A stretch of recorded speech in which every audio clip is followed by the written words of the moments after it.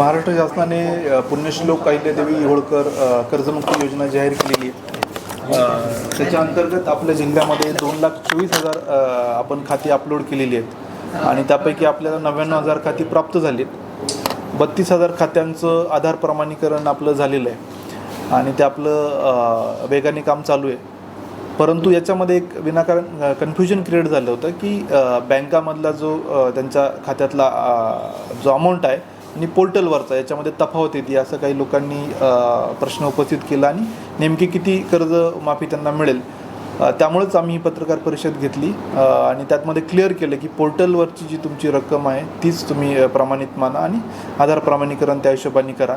याच्यामध्ये कुठलंही कन्फ्युजन नाही आणि आता बऱ्यापैकी ते कन्फ्युजन दूर झाले। आता फक्त आधार प्रमाणीकरण वेगाने करणं आमचा महत्त्वाचा एक प्रयत्न असेल।